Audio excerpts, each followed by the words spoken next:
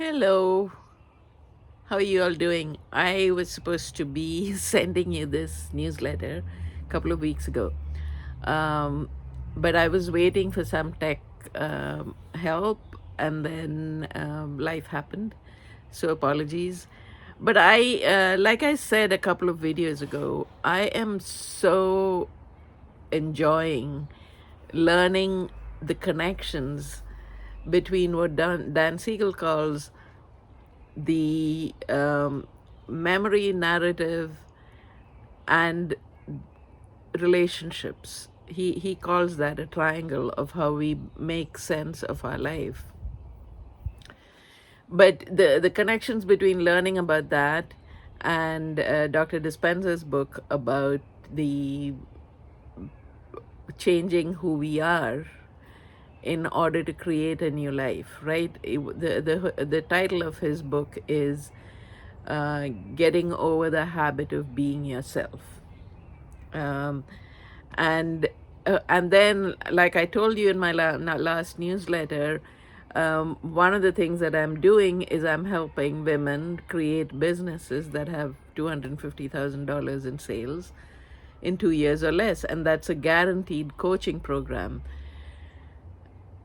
And as a result of that, I've also been reading business books, right? I'm learning as I teach. And the book that I was fascinated by the connections with this work that I've been doing, as I mentioned last time, is the book 10x is Easier Than 2x. And I mentioned in the last newsletter that it was Dan Kennedy, but that's not who it is.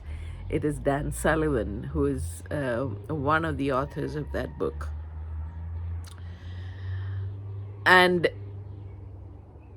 the way that is connected, so you may have understood how understanding how our brain works, how we create narrative, how we repeat patterns. Even what I'm finding in one of the people that I'm coaching with, right? A lot of us do this.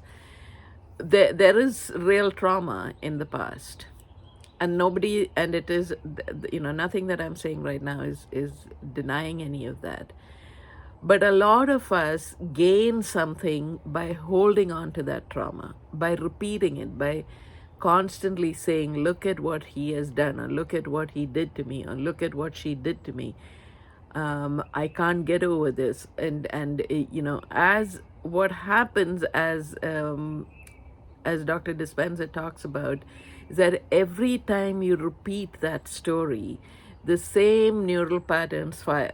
The neural networks are not only refiring, but they're being strengthened. So when they're strengthened, what happens is that that pattern of behavior, that pattern of thought, the same set of neurotransmitters, the same set of hormones get activated, and we create that pattern. We are stuck in that pattern. That's the whole point of saying that you have to get over the habit of being yourself. It's a habit because it's an unconscious repetition of a pattern. So when we talk about 10x is greater than 2x, here's some of the things that I want to read out to you. They begin the book by talking about Michelangelo and how Michelangelo intuitively understood that he needed to not be just somebody ordinary, but somebody extraordinary in order to overcome his circumstance to become who he is known as today, right? One of the most prolific, one of the most imaginative, one of the most creative sculptors in the world. And he always was finding a way to focus and do something that was completely different from what everybody else in his field was doing. And it's a fascinating excerpt from, there are excerpts from the book Irving Stone wrote about Michelangelo called The Agony and the Ecstasy. So if you haven't read it, I read it a long, long time ago. It's worth reading it to understand what his life was like. So here's something that they say in 10x is easier than 2x. They say most people reach for just a little bit more. I'm sitting outside on my deck today because it's a beautiful day and I thought I would do something a little bit different. So if you hear noises in the background, just ignore it. Anyway, most people reach for just a little bit more: a promotion, a little more money, a new personal record. Going for incremental progress is a 2x mindset, which at a fundamental level means you are continuing or maintaining what you're already doing. Here's where the connection with Dr. Dispenza comes in. You're letting the past dictate what you do and how you do it. You're repeating patterns. You may be doing it at a little greater pace, but the pattern is the same. You are not changing. In order for our life to change, we have to stop being who we are. We have to get over the habit of being ourselves. So this is what they say. 2x is linear, meaning you're striving to double output by doubling effort. Do more of the same, just better and harder. 2x is exhausting and soul defeating.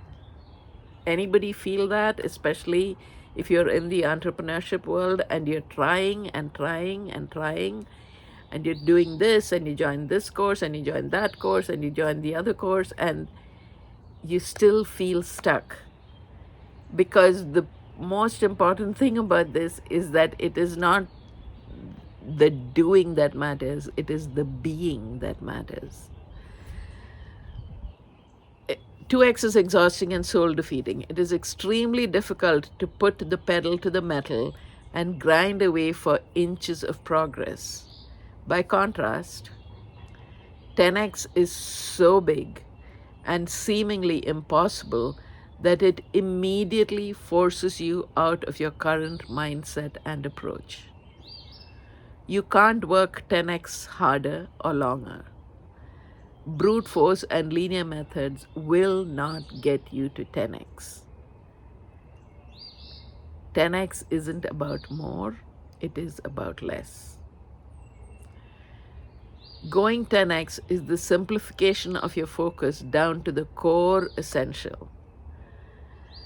Just as 10x isn't about more but less, 10x is also not about quantity, it is about quality. The most fundamental qualitative change is internal. This is why all of these books are connected. The most fundamental qualitative change is internal, your vision, identity. By changing these, everything else you are doing simultaneously changes as well. You take your internal and emotional evolution and externalize that in the form of refined standards and results. I love how this is all connected. There are 2 levels of freedom, they say. The authors of the 10x is great, easier than 2x. Surface level freedom and higher level freedom. As you all know, my business is called Freeing Ourselves. So I love talking about freedom and how we really get to a sense of freedom within us, which is what then it brings it to the outside world. Surface level freedom is external and measurable. This is freedom from, where you're freed from ignorance, poverty, and slavery. But there is a more abundant kind of freedom that is internal and qualitative. That is freedom too, which is where you take full ownership of your life. Given where we are right now in the United States, I want to be very mindful when I talk about freedom, right? We are in a place where our freedoms are being challenged, our very basic freedoms, right to speech, right to assembly, right to just be who we are, in terms of our sexual orientation, in terms of our gender identity, everything is being challenged. And I don't want to make this trivial, because one of the things that I definitely am not is trivial. So while we talk about this freedom, while we talk about how important it is to do this internal work, I recognize that right now we are in a situation where a lot of us may be afraid. A lot of us might feel, does this even matter? But I also want to say that for me, this work is all the more important right now, because we cannot do the work that we absolutely have to do to save freedoms for us in this country, can be done without doing the work that we have to do within ourselves. All of us have to change and get over the habit of being who we are in order to convert the country and change it from the habit of being who she is. I just wanted to make sure that I did put that in there. And Dan Sullivan, who is the person who is behind a lot of the philosophy of this book, 10x is easier than 2x, he said that he is also like the top strategic business coach in the world, I think. But he's certainly one of the top, right? He talks about the 4 types of freedom: freedom of time, freedom of money, freedom of relationship, and freedom of purpose. So that's about 10x is greater than 2x, and I really wanted to bring that to you, for those of you in my email list who are striving to build a business that is bigger and better. We want to know how to 10x instead of 2x. We want to know how to get over this grind. And part of how we do that is by getting over the habit of being ourselves. And so let me go and get you some of the information from the other books that we are reading as well, right? I know you all are not reading it. I'm kind of forcing you all to listen to me reading my books, right? But I hope this is useful to you. So let's I just want to read, this is what came up, right?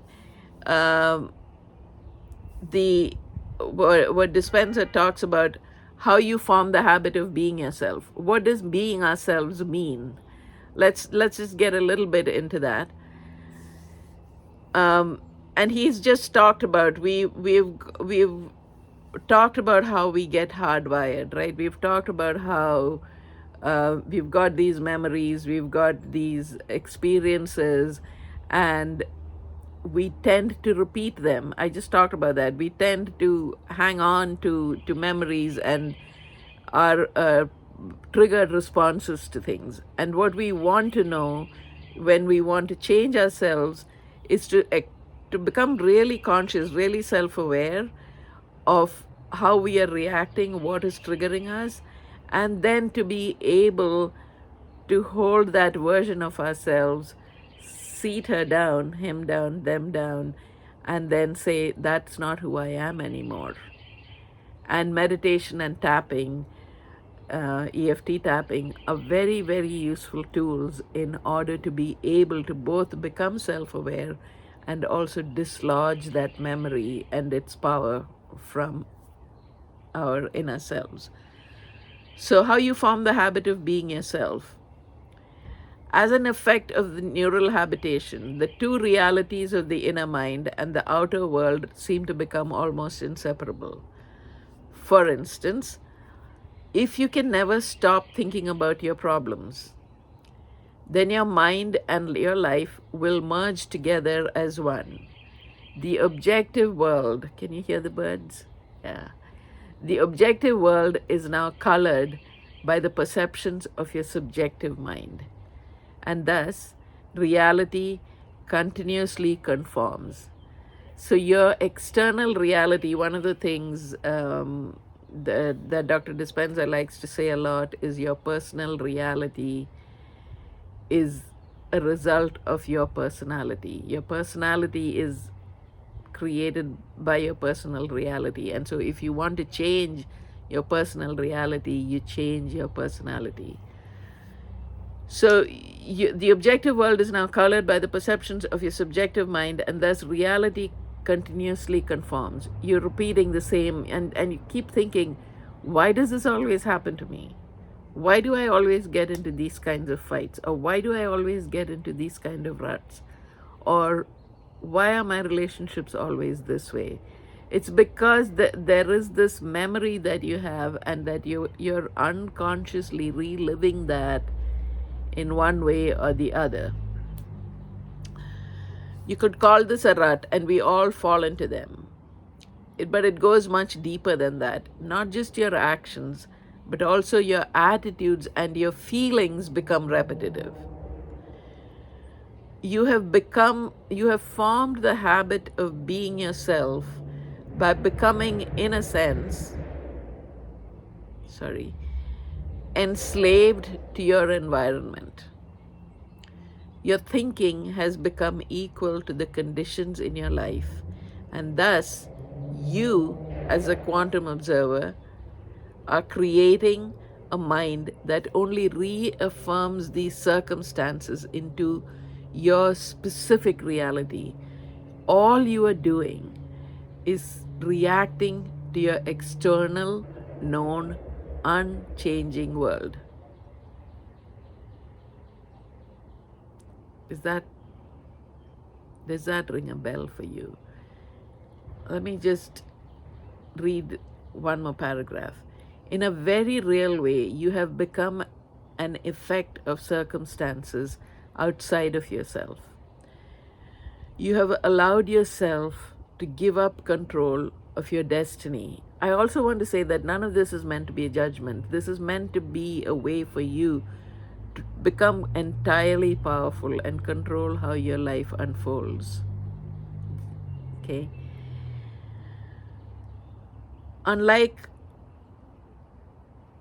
You have allowed yourself to give up control of your destiny. Unlike Bill Murray's character in the movie Groundhog Day, you're not even fighting against the ceaseless monotony of what you're like and what your life has become. Worse, you aren't the victim of some mysterious unseen force that has placed you in a repetitive loop.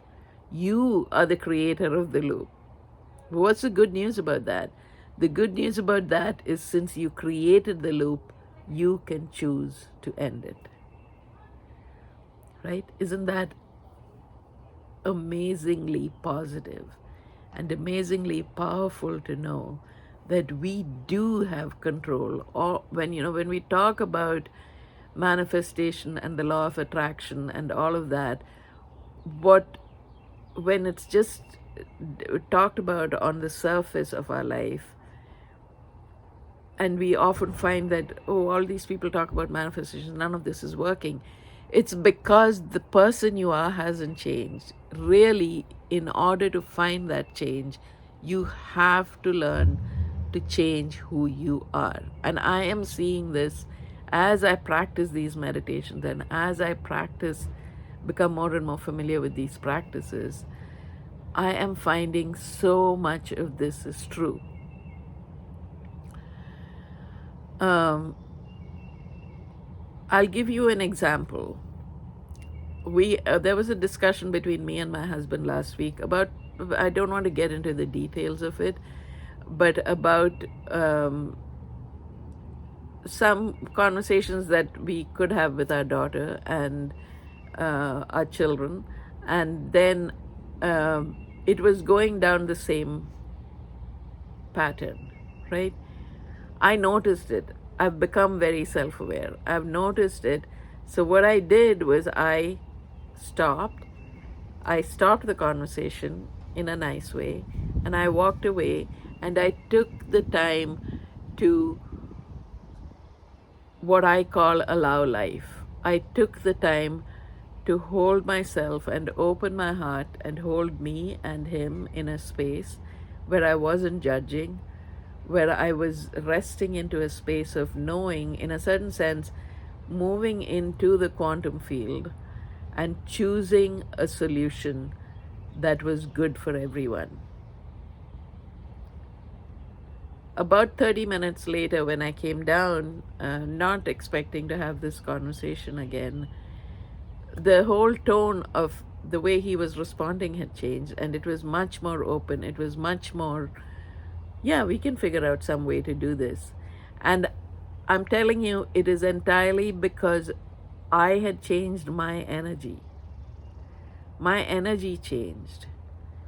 My accommodation changed. Who I was changed. I changed the habit of being myself. Just a small example of the multitude of ways in which life changes when you begin to practice these things. I'm just going to read a little bit more. The quantum model of reality tells us that in order to change our lives, we must fundamentally change the ways we think, act, and feel. We must change our state of being. Because how we think, feel, and behave is in essence our personality. This is what I was talking about. It is our personality that creates our personal reality.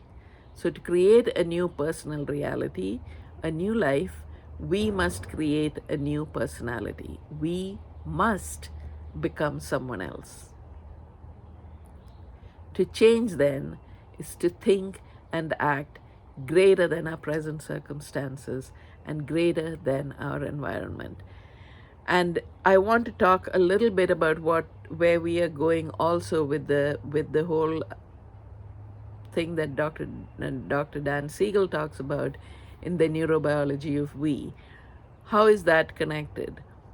That is connected because when we understand and when we get a better sense of how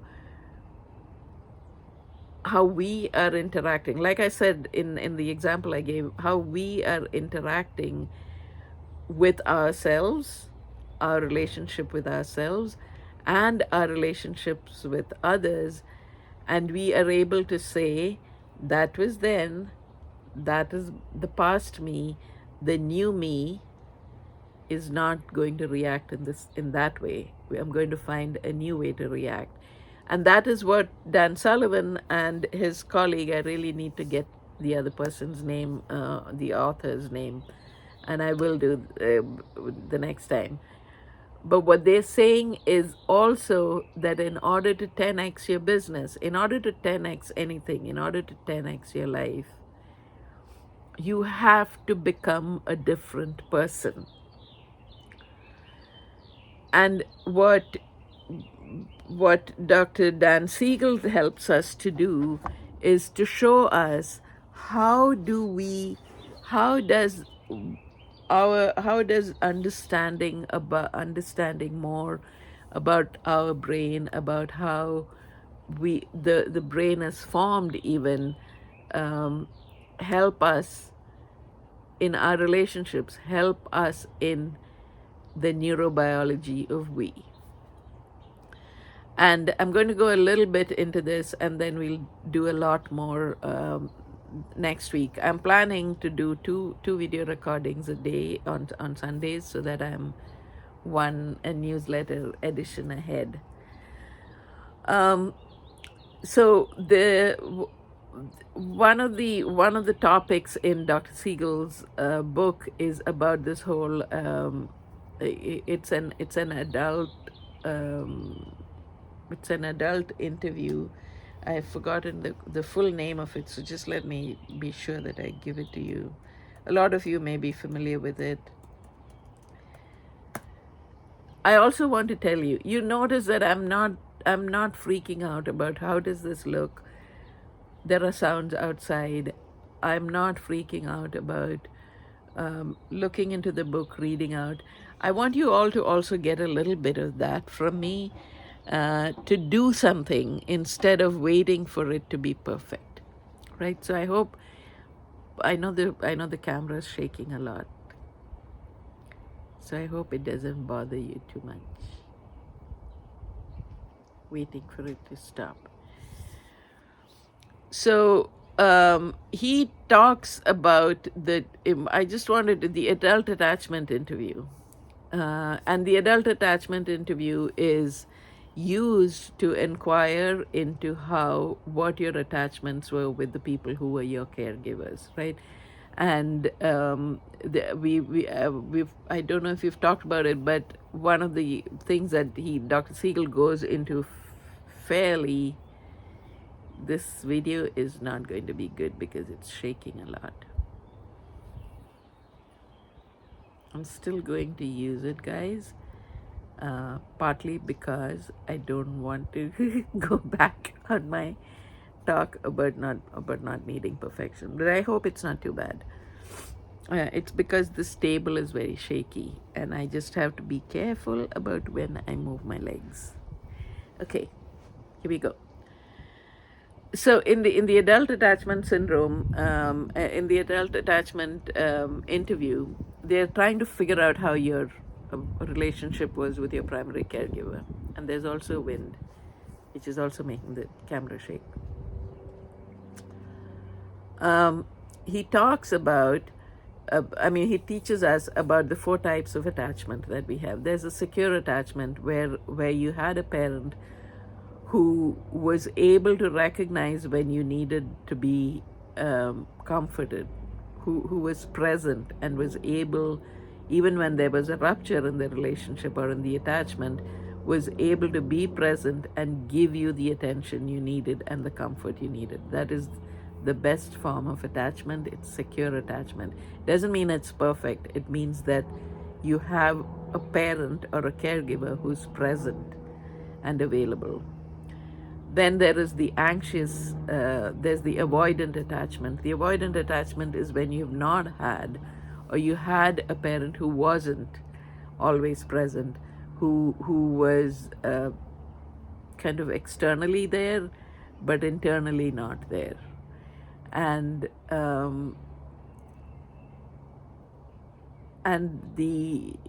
I just heard someone talk about a young girl who had told her mom or had said to her mom, "You are not here.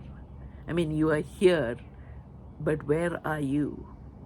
And because she sensed how absent her mother was, and that she was not really present for them.